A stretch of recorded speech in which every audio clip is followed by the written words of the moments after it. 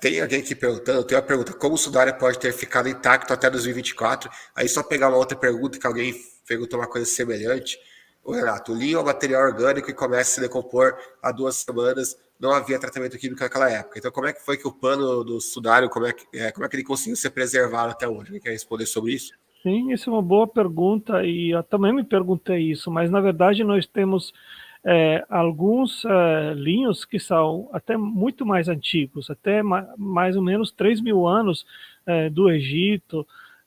Tem também Ötzi, que é uma múmia que foi encontrada nos Alpes, é, no sul da Suíça, acho que é em Tirol, e lá tinha também meias de linho, até inclusive com a mesma aquela estrutura de peixe, né, como tem no sudário, Linha de peixe. e muito mais antigo, ou seja, é perfeitamente possível de preservar o linho por 2, 3 mil anos, não existe problema algum. Exato. Exatamente. Deixa eu ver aqui mais alguma questão. Tem o nome do canal do Primeiro Senhor, não sei qual deles que você está se referindo, mas os dois estão na descrição do vídeo, é só ir lá e ver o canal de ambos. Deixa eu ver aqui. Aqui, o Renato ele está fazendo várias objeções aqui. Vou tentar ler cada uma delas aqui e colocar para vocês responderem. Erasmo de Roterdã escreveu sobre a proliferação de relíquias e o número de edifícios que poderiam ser construídos a partir de relíquias de madeira que se alegava serem da cruz, da crucificação de Jesus. Então, eu quero comentar aqui sobre essa parte, porque para mim isso daqui é a melhor prova de autenticidade do sudário. Por quê? Porque justamente quando a gente compara o tipo de relíquia falsa que existia naquela época com o sudário, fica absolutamente ridículo afirmar que o sudário é uma falsificação. Porque se você for ver, tanto o Erasmo de Roterdã, os próprios reformadores, eles comentaram bastante sobre isso. De relíquias naquela época, você tinha desde as barbas de Noé até o leite das mamas da Virgem Maria, passando por cabeças de um monte de...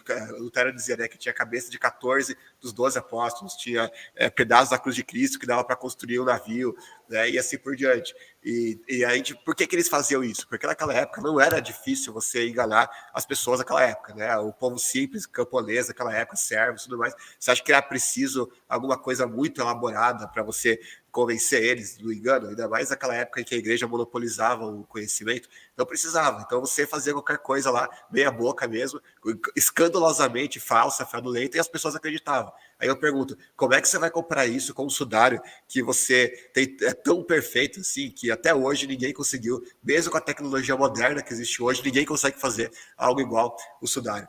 Né, que até hoje os cientistas debatem como que a imagem foi formada, porque é impossível conseguir descobrir isso. Eu vou só compartilhar a tela aqui para mostrar alguns pontos, né, sobre isso, para Deixa confirmar. só, Lucas, Sim, rapidamente acrescentar a isso que você falou, que eu acho que é pertinente.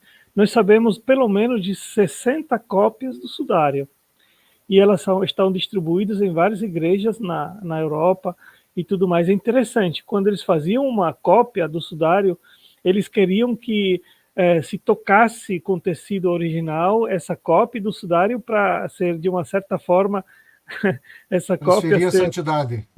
seria santificada, né? E você pode ver nitidamente a enorme diferença entre o original, o sudário original e essas cópias, né? Inclusive existe um sudário que é de Besançon, que estava sendo guardado na França e que atraía 5, 10 mil romeiros da Europa toda que iam para ver essa relíquia e acreditavam que era o sudário autêntico, e não era, era uma cópia, né? Ou seja, isso é verdade, que na Idade Média a Igreja Católica ganhava muito dinheiro com relíquias, não apenas as cópias do sudário, como também os pregos e vários objetos, as espinhas da coroa e tudo mais. E a coroa que está hoje em Paris, na França, ela foi adquirida pelo rei da França, acho que em 1300 mais ou menos. É, o valor é em torno de 200 milhões de dólares em dinheiro de hoje, ou seja, um valor absolutamente estratosférico. Isso significa que naquela época eles davam um valor altíssimo a essas relíquias, principalmente quando se dizia que eram relíquias autênticas de Jesus, né?